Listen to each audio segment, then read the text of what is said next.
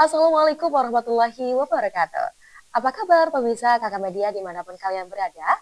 Senang sekali saya, Salwa Safira Mustafa kembali hadir menyapa kalian dalam program Retas, Rencang Komunitas.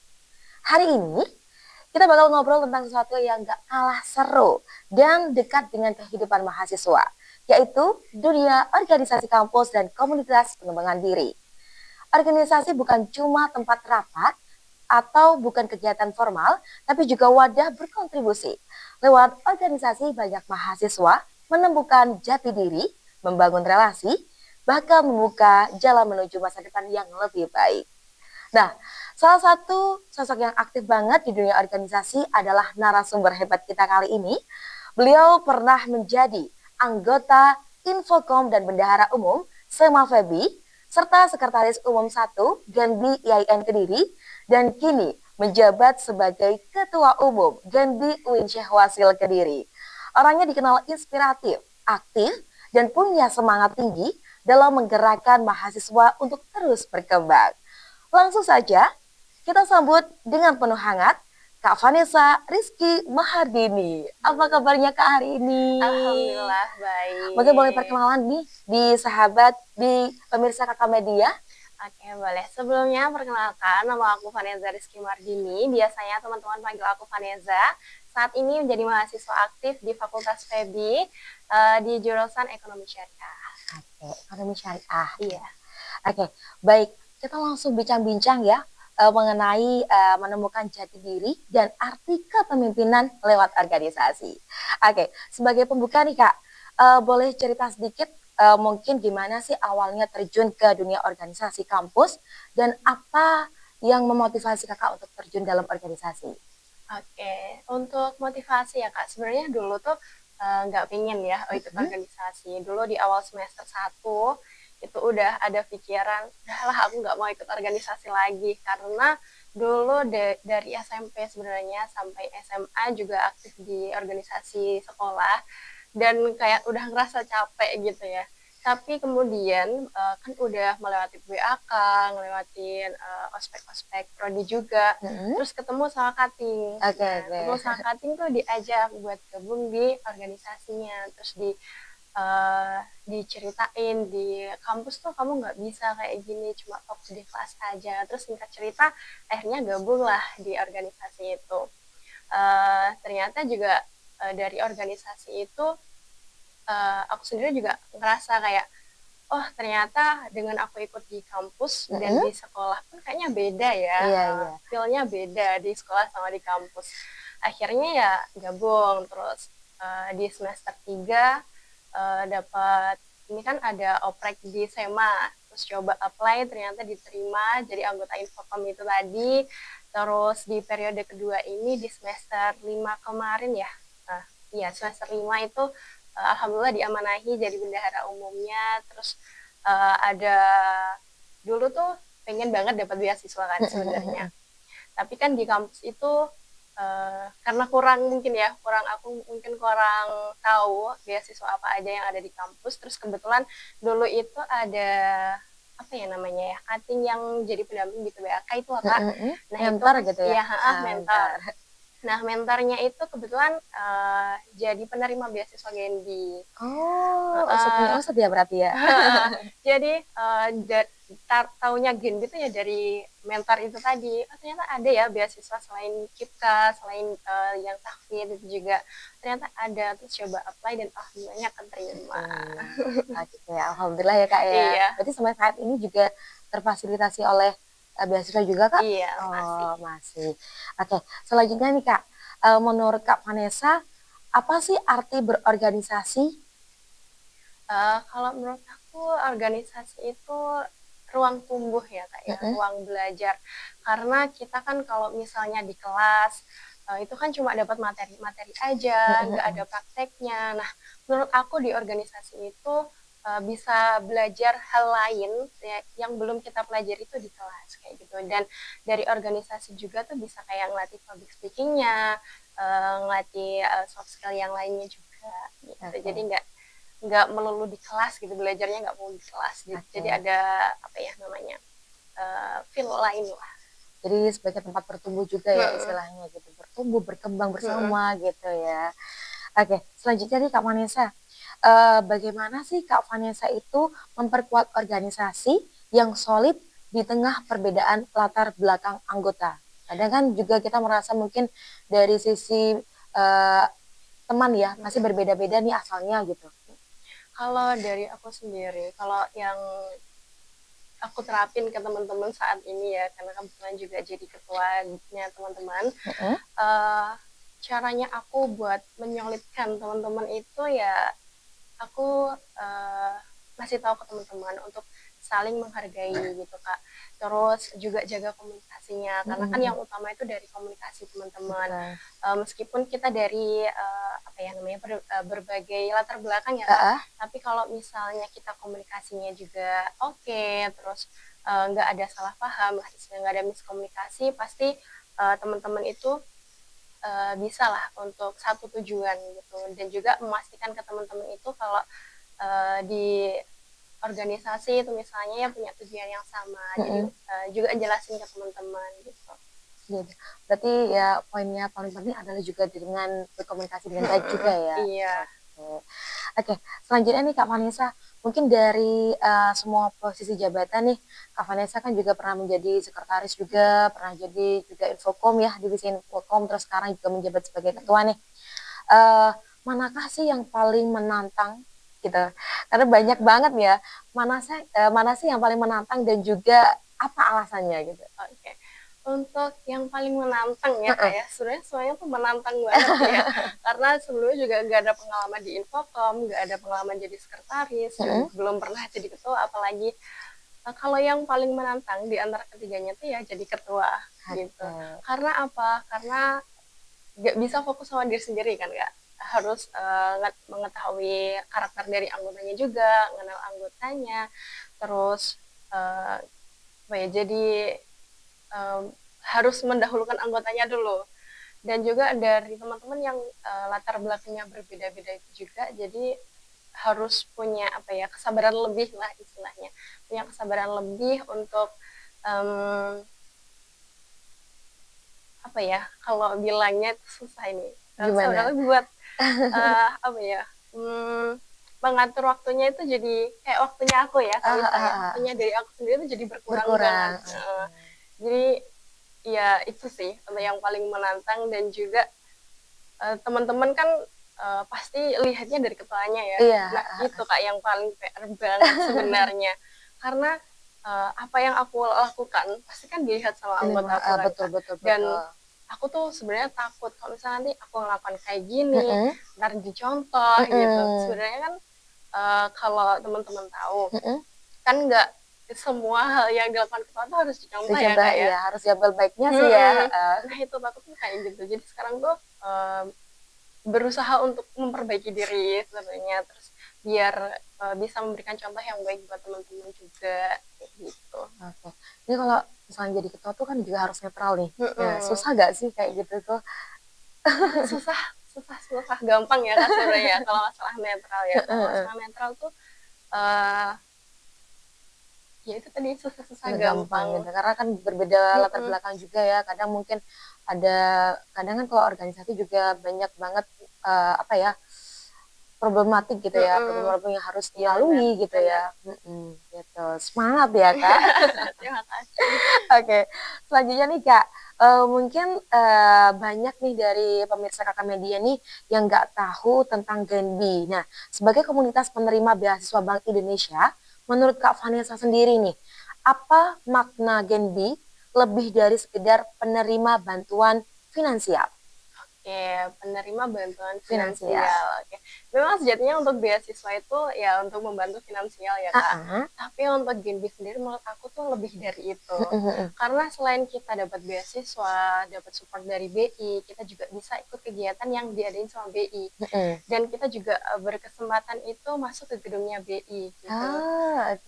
Jadi benar-benar kayak fasilitasnya tuh nggak hanya mengenai uangnya aja ya, finansialnya aja, tapi secara apa ya, yang lainnya tuh kita juga disupport gitu Kak. Bahkan di tahun kemarin itu di periodenya yang pertama, di periode aku yang pertama itu dapat sertifikasi Microsoft beasiswa, Kak. Oh, jadi kayak ada pelatihan juga ya berarti? Betul, dan Oke itu oke. teman-teman tuh benar-benar nggak ngeluarin biaya sama sekali. Ah, Jadi mulai, makannya, terus, pendaftarannya kayak gitu, terus bayar, apa ya, istilah materinya ya, Kak, mhm ya, mhm, trainingnya, heeh, trainernya itu juga full dari Bank dari Bank Indonesia Indonesia. gitu. Oke, berarti terfasilitasi, disupport Mhm, juga iya gitu ya. iya, Biaya semua juga ditanggung dari sana gitu mhm, ya. Kayak aku melihat tuh banyak banget kegiatan gitu ya. Dari iya, Genbi ini bukan maksudnya bukan hanya sekedar organisasi yang apa yang menerima beasiswa aja, mhm. ternyata juga banyak program kerja yang dilaksanakan gitu Benar ya. benar, karena kita juga sebagai Gen B itu juga punya tugas, Kak. Mhm mhm. Kita tuh ada 3 tugas Apa itu, utama. Kak? Kita ada agent of change gitu, yang pertama, terus sebagai frontliner-nya Bank Indonesia, terus Mhm, yang terakhir tuh sebagai future leader gitu. mhm mhm. Kalau agent of change itu kan, agen perubahan ya, Kak. Mhm mhm. Jadi kita tuh dituntut buat menjadi apa ya, awal lah yang untuk mengawali perubahan yang ada mungkin di sekitar kampus, mulai dari teman-teman sendiri Mhm juga, dari mhm. di masyarakat. Nah, sebagai frontliner Bank Indonesia itu kita sebagai GNB itu juga dituntut untuk bukan dituntut ya, ya bisa aja dibilang dituntut gitu ya, dituntut untuk menyalurkan ya Heeh. kebijakan-kebijakan dari BI, menyampaikan, menginformasikan kepada teman-teman, Mhm mhm. teman-teman sebaya di kampus, terus juga ke masyarakat mengenai kebijakan-kebijakan terbaru dari Bank Indonesia kayak gitu, Oke. Kak. Terus sebagai future leader ya harapannya teman-teman itu di masa depan nanti ya Kak bisa jadi pemimpin-pemimpin yang diharapin sama bangsa Oke, gitu. amin amin. Juga mendukung dari segala sisi ya. Betul. Oke, lanjut nih Kak Vanessa. Mungkin jika ada nih dari mahasiswa UNSya Wasil yang ingin mendaftar, bagaimana sih prosedur atau tahapan apa saja yang harus dilalui agar bisa menjadi anggota dari Genbi ini sendiri? Oke, untuk prosedur ya Kak ya, Mm-mm. prosedur pendaftaran.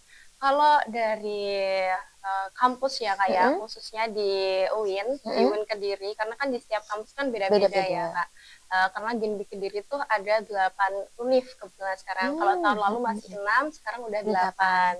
Nah, kalau di UIN sendiri itu prosedurnya itu ada pengumuman dari BI dulu. Dari BI Oh, itu disampaikan ke pembina Genbi yang ada di UIN. oh iya. Nah, pembinanya itu Bu Naning dari Fakultas FEBI. Oh iya. Nah, itu nanti baru disampaikan ke teman-teman anggota Genbi. Nah, Mm-mm. nanti dari teman-teman anggota Genbi itu yang share ke teman-teman Oke. yang lainnya. Biasanya melalui pamflet, kayak gitu. Terus di-share melalui WA group biasanya. Nah, kalau di Genbi UIN Kediri, itu nggak semua prodi itu bisa daftar, Kak.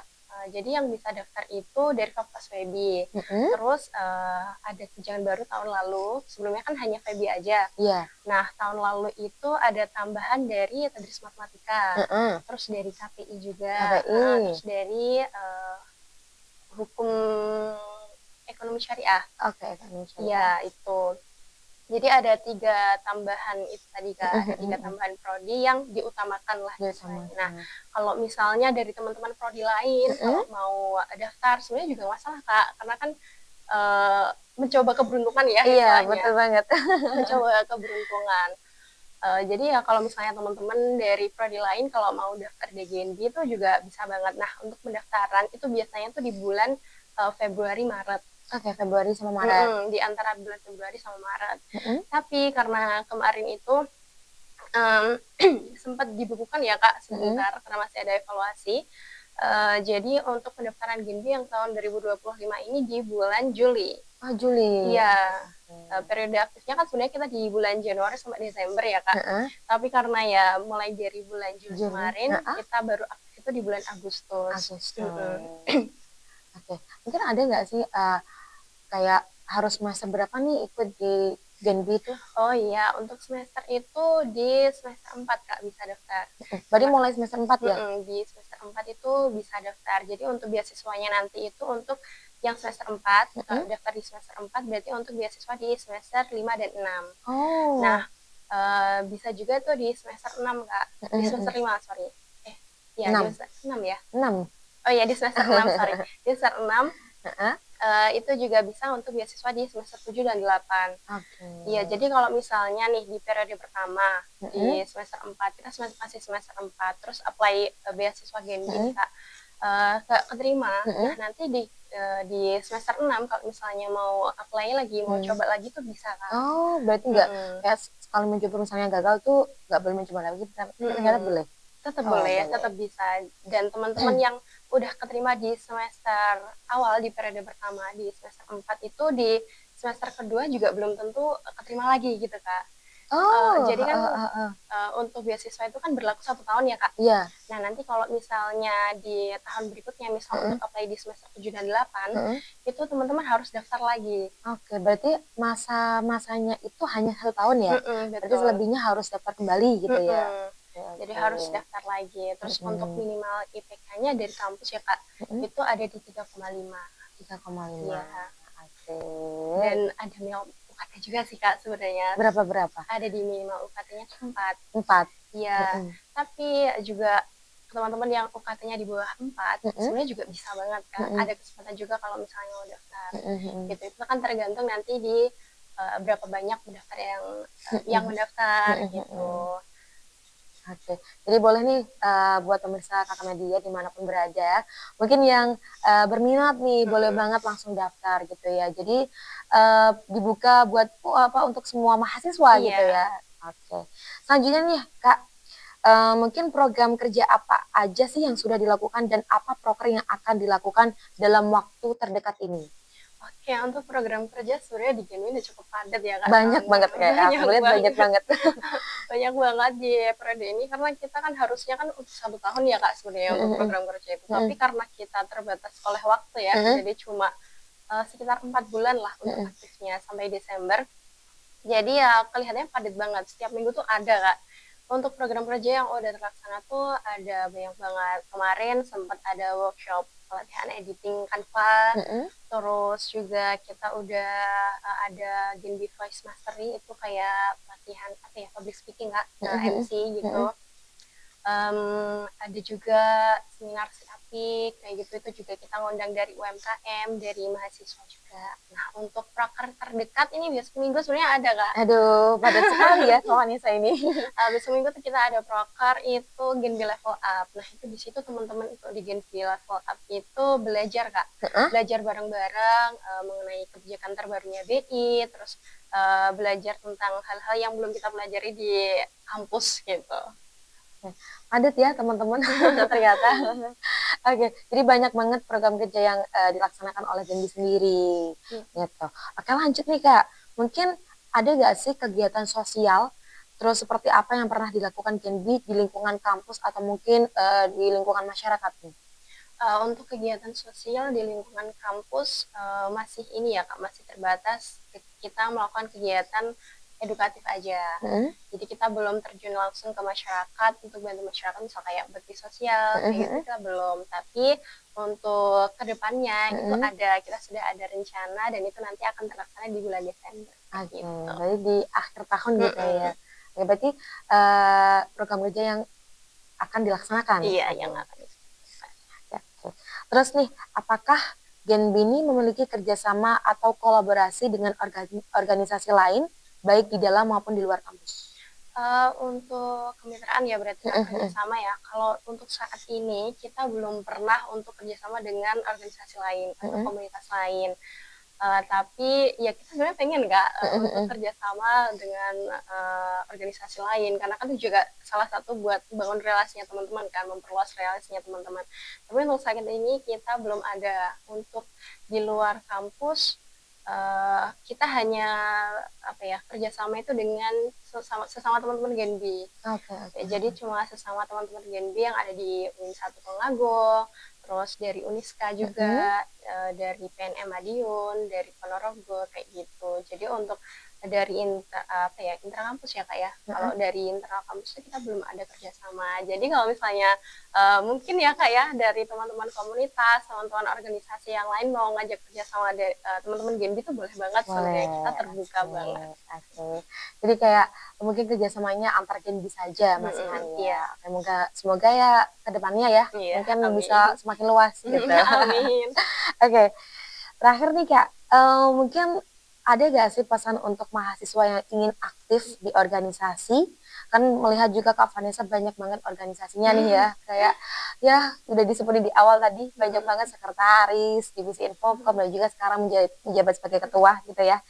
Terus kan ada juga nih mahasiswa yang ingin aktif di organisasi tapi takut tidak bisa membagi waktu atau menjaga idealisme gitu. Oke, mungkin untuk teman-teman ya yang mungkin ingin gabung organisasi tapi masih takut karena takutnya nggak bisa bagi waktu, justru karena ikut organisasi itu kita jadi belajar Kak.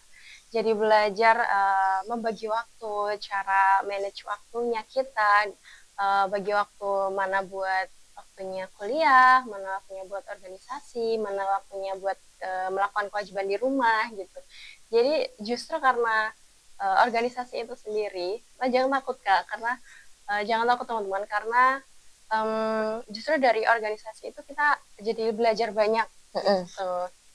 Ini nggak perlu takut. Untuk masalah idealisme sebenarnya tetap bisa dijaga sih Kak, karena yang pasti itu teman-teman kalau gabung organisasi itu jangan cuma ikut-ikutan aja.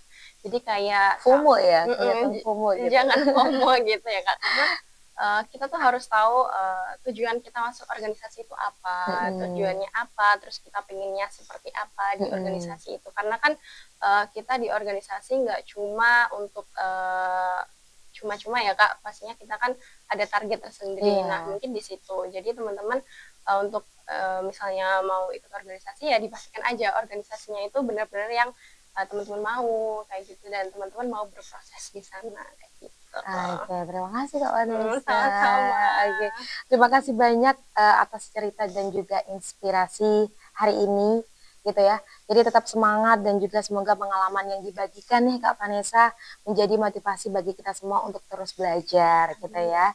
Dan juga mungkin juga bisa memberikan dampak positif untuk kita, juga saling menginspirasi gitu ya Kak. Terus mungkin pada program kali ini aku juga menyimpulkan bahwasanya ketika teman-teman mau ikut berorganisasi jangan takut gitu ya Kak ya. Jangan takut karena organisasi adalah tempat kita untuk saling bertumbuh bersama gitu ya. Saling sharing-sharing, saling belajar dari nol mungkin ya bahkan ya. Sehingga bisa istilahnya membangun karakter kita. Mungkin dari kemandirian, kedisiplinan gitu ya.